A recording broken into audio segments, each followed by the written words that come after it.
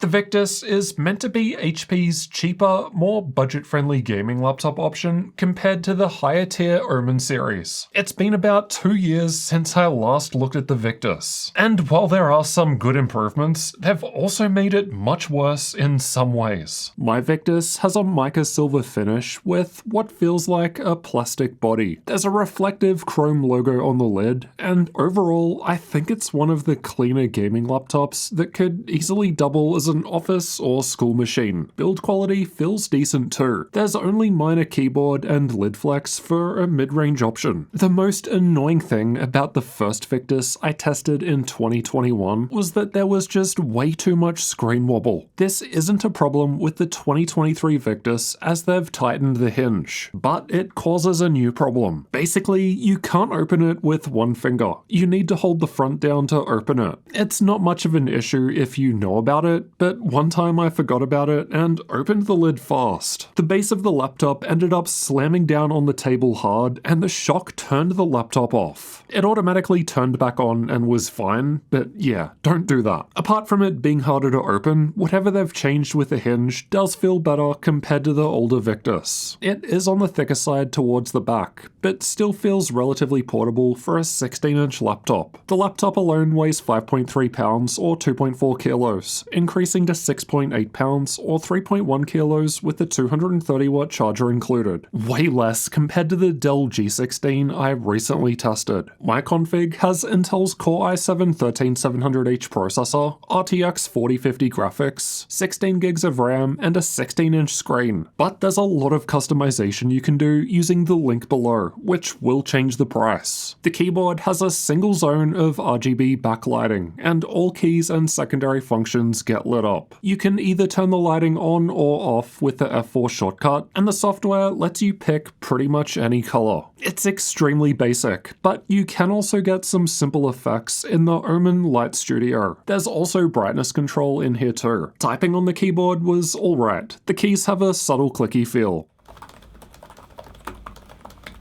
The touchpad was decent too. It's a good size, and we didn't have any problems using it. The power button is close to delete and backspace, but a quick accidental press doesn't do anything. You have to hold it for half a second or so for it to go to sleep. As for ports, the left side has gigabit Ethernet, a USB 3.2 Gen 1 Type A port, and a 3.5mm audio combo jack, while the right has the rest, including 3 USB 3.2 Gen 1 ports, 1 Type C and 2 Type A. So no 10 gigabit USB here. There's also a HDMI 2.1 output and the power input right at the back. The single Type C port can be used to charge the laptop with up to 100 watts, and it also has DisplayPort 1.4 support, so you can connect a screen. But the Type C port always connects to the Intel integrated graphics, whether Optimus is on or off, while HDMI, on the other hand, always connects directly to the NVIDIA discrete graphics. And we confirmed that HDMI could run our LG B9 TV at 4K 120Hz 12-bit with G-Sync. Getting inside requires removing 8 Phillips head screws. The 2 at the back corners are longer than the rest, so keep track. I needed pry tools to get the bottom panel off. I'll leave a link to the ones I use below. Inside, we've got the battery down the front, 2 memory slots near the middle, single M.2 slot to the right, and Wi-Fi 6 card nearby. Yes, that's right. Only one M.2 slot here for some reason, which isn't very good considering the last Victus I tested 2 years ago had 2, though it was much harder to access its Wi-Fi card. The speeds from the installed 1TB PCIe Gen 4 SSD were quite good. The Wi-Fi speed is the slowest I've ever measured from any laptop. Not only that, but it often couldn't connect to our 5 GHz network unless it was much closer to the access point, so it might be worth upgrading to an Intel card for like $20. I took off a point from the upgradability score for missing a second M.2 drive. Last year's version had the second slot, as mentioned, but I took half a point off of that for the awkward Wi-Fi upgrade.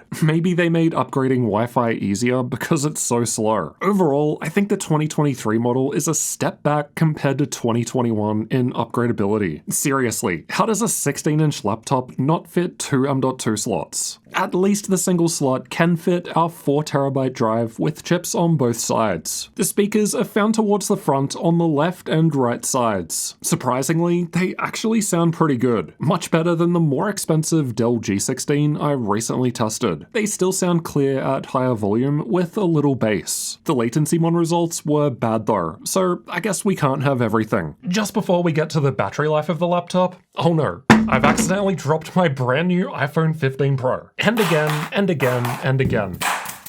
But wait, it's perfectly fine and still looks great thanks to this video sponsor CASETiFY and their new Ultra Bounce cases. CASETiFY's high quality range of cases offer different levels of protection while remaining stylish and functional. Their new Ultra Bounce cases are their strongest ever, with up to 32.8 feet or 10 meters of drop protection. In CASETiFY's internal research, they found 90% of screen breaks come from corner drops, which is why the corners of the Bounce and new Ultra Bounce cases have air-cushioned corners. These absorb the impact from a drop and distribute the force throughout the case. Combined with a hardshell backplate and integrated camera lens protection, CASETiFY's 6 layers ensure 360 degrees of rugged protection. CASETiFY's Ultra Bounce case has been drop tested for 260 consecutive drops from 4 feet at all angles and corners, which is 10 times higher than military standard. What makes these cases cool is just how many different designs are available. You can even customize them through CASETiFY's website to make something truly unique to you. The cases are MagSafe compatible too, so you can still charge wirelessly no problem. They're also better for the environment and partially made from recycled plastic, and shipped in 100% recyclable packaging. You can send back your old case and they grind it up to use the materials in a new case, which is why if you look close, you can see different colored flakes of plastic inside. Considering how expensive modern phones are, it's definitely worth getting a nice protective case. And with CASETiFY, you're getting a combination of protection, style, and sustainability all in one, which is why I can recommend their cases. Personally, I like the inside-out case the most because it's like you can see the insides of the phone. But you can check out the crazy number of case designs with the link below the video. That's casetify.com/Jarrod'sTech, and you'll get 15% off your order today. Alright, back to the laptop. The Victus is powered by a 6-cell 83-watt-hour battery. You have the option of ticking this box to automatically swap to eco mode when you unplug the charger. I suspect if you have a higher refresh panel, this option will change the screen's refresh rate to 60 Hz on battery, as that's what it did on the Omen Transcend 16. But I can't confirm on the Victus because I only have a 60 Hz screen. Battery life was quite good for an Intel-based laptop, lasting for 8 hours in the YouTube video playback test. It's only really beaten by AMD or Apple laptops with more power-efficient processors. Let's check out thermals next. The Victus has 2 fans with heat pipes shed between the CPU and GPU. There are holes for air intake directly above the fans, as well as what appear to be fine vents above the keyboard. Air gets exhausted out of the back and from the left side towards the back. HP's Omen Gaming Hub software lets us pick between these different performance modes, which from lowest to highest are Eco, Balanced, and Performance. You can set the fan to either max speed or manual to customize it in balanced or performance modes, and this gives you some tuning over CPU and GPU fans individually. The internal temps were super cool when just sitting there idle, but as you'll hear soon, the fans were audible. The rest of the results are from combined CPU and GPU stress tests, which aim to represent a worst-case full-load scenario. Eco and Balanced mode were much the same, while Performance mode was thermal throttling on the CPU. Interestingly, closing the lid and docking the laptop resulted in slightly lower CPU temps. The cooling pad I test with, linked below the video, only lowered the GPU temps a few degrees. These are the clock speeds during the same tests. Although the CPU temperatures were the same with and without the cooling pad and thermal throttling, the clock speeds were higher with the cooling pad as it provides more thermal headroom. There's not much difference with the lid closed, so you can dock the laptop without any problems. The CPU was running above 60 watts in performance mode, which explains the thermal throttling. Honestly, I don't see this as a problem. This is higher than many other similar laptops and just means you get more performance. I've got no problems running at 95 degrees Celsius on the inside all day long while performing better, as long as it's not hot to the touch. We'll check that soon. The RTX 4050 says it can run up to 120 watts with Nvidia's dynamic boost, but due to Nvidia's voltage limit, we maxed out at 80 watts here. There wasn't actually that much difference in terms of FPS in an actual game between all modes. I'm surprised Eco mode was running at 70 FPS, because by default, it sets the Nvidia control panel to a 60 FPS frame cap, but apparently that wasn't happening here. The CPU can use more power if the GPU is idle, like in Cinebench. It's close to Lenovo's Lock 15 and 16 with the same processor, and I'd consider the Lock to be in a similar tier to the Victus. The single-core performance looks kind of low, especially when compared to MSI's smaller Stealth 14 with the same CPU, but single-core performance tends to depend more on silicon lottery. Multi-core depends more on maximum power limit, which is why last year's Helios 300 with a last-gen i7 was higher, as it could run up to 115 watts in this test. Performance lowers if we unplug the charger and instead run purely off of battery power. Those two Lock laptops were a fair bit better now, and compared to most laptops, this is just a lower result. So performance when running off the charger isn't a strong point for the Victus. Most laptops I test are in the low 30 degrees Celsius range on the keyboard at idle, but the Victus was well under this and cold. It is warmer with the stress test running, but the middle of the keyboard only felt a little warm and wasn't hot. The higher balanced mode was fairly similar. The WASD area was only a little warm, no problems at all. The higher performance mode was slightly cooler, despite the CPU now reaching 95 degrees Celsius. So not uncomfortable at all, but the fans are louder now. Let's have a listen.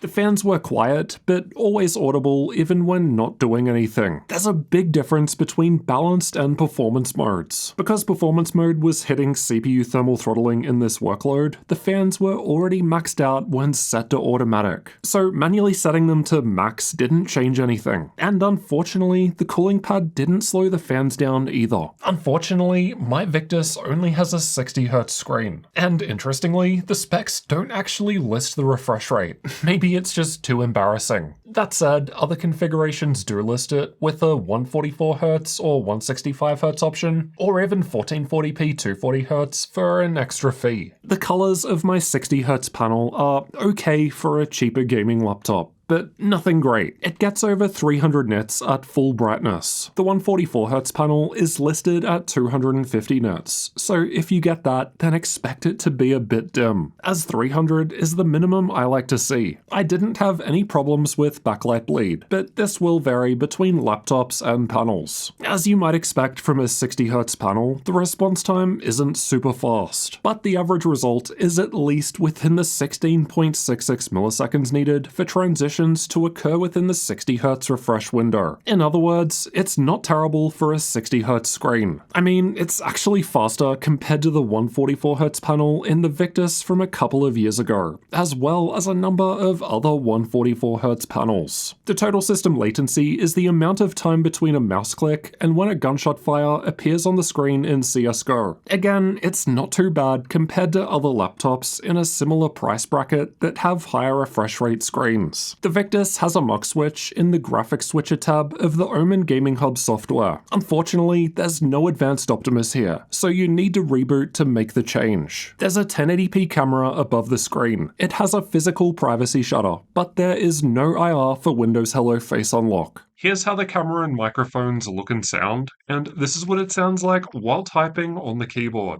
Now let's find out how well HP's Victus 16 performs in games. We've tested it with these settings for best results. Cyberpunk 2077 was tested the same on all laptops at 1080p, and I've got the Victus shown by the red highlight. It's right in line with the Acer Nitro 5, which also has RTX 4050 graphics, but with a last-gen i5 CPU, and Gigabyte's G5 with higher-tier RTX 4060 is a little behind, as that laptop has a lower GPU power limit. Power affects performance, so we can't always assume that a 4060 is going to perform better than the 4050. Red Dead Redemption 2 was tested with the game's benchmark, and again, it's basically the same as Acer's Nitro 5. The 4050 is very close to the RTX 3060 from last year, but I've already compared those in 25 games in a separate video if you're interested. The Victus I bought a couple of years ago had a lower tier RTX 3060 as well, so this year's 4050 Victus was able to come out 10% faster. Plus, it also gets you frame generation support. The RTX 3060 in the TUF A15 was ahead of our 4050 Victus in control at 1080p, and the gap between the older 3060 Victus was smaller too. MSI's cheaper GF63 shows how GPU power levels affect performance. Both laptops have the same graphics on the spec sheet, but the Victus is reaching a 38% higher average frame rate. Here are the 3D Mark results for those that find them useful. Now for some content creator tests. It's in line when compared to other RTX 4050 laptops, and like the games, the Victus was generally ahead of Gigabyte's G5 with higher tier RTX 4060 because that has a lower GPU power limit and last-gen CPU. There's not much customization available through the BIOS. The options are all quite basic, so most people probably won't need to come in here to make any changes. Linux support was tested with an Ubuntu 23.04 live CD. By default, the keyboard, touchpad, camera, speakers, Ethernet, and Wi-Fi all worked. Keyboard shortcuts for adjusting screen brightness, volume, and keyboard lighting all work too, so an excellent result. Pricing and availability will change over time, so check the link below for updates and current sales. And if the Victus does have a good sale, we'll be sure to add it to our gaminglaptop.deals website. We update that every day to include all of the latest sales, so make sure you check it out regularly to save money on your next gaming laptop. At the time of recording, HP's Victus 16 with the same specs that we've tested in this video is available for $1,070 US, but this is with Labor Day sales. The crossed out full price is $1,450, which is honestly way too much to pay for a 4050 laptop in my opinion. I mean, right now on our deal site, we've got a couple of RTX 4070 laptops for less money, and those will perform much better in games than the 4050. There is also another 4050 Victus for $950, but with half the SSD space and an i5 CPU. Though to be fair, the 13500HX has the same core and thread count as the 13700H in my unit. But again, we still have better 4050 deals listed on the gaminglaptop.deals website at the moment. The lower spec RTX 2050 version often goes on sale for just $500, which is honestly quite good value considering the 2050 basically performs the same as a 3050. We've got this one on the deal site too, at least when I'm recording this video. So it might be gone by the time you see this video, because again, deals come and go every day. So definitely make sure you check the link below the video often. All things considered, I think HP's Victus makes a decent mid-range gaming laptop,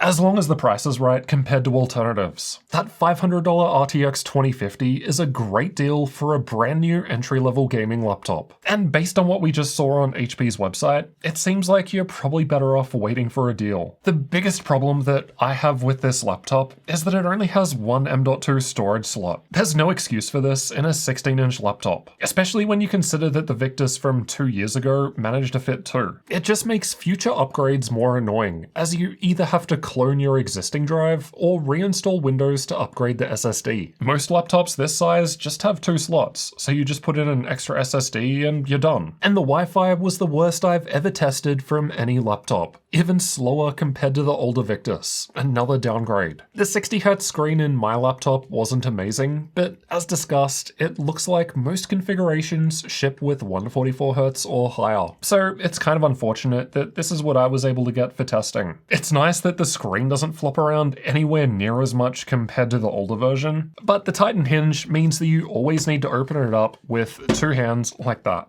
Definitely not the end of the world or anything, but just not as nice. And something you'll always have to remember to do. The RTX 4050 graphics in this year's model get you frame generation support, which is definitely nice to have in supported games. But the older RTX 3060 graphics is often cheaper and performs better in many games. Check this video next, where I've compared both GPUs in 25 games at 1080p and 1440p resolutions. I've also compared the 4050 with frame gen on and off, so that one will help you decide if it's worth spending more on the 4050.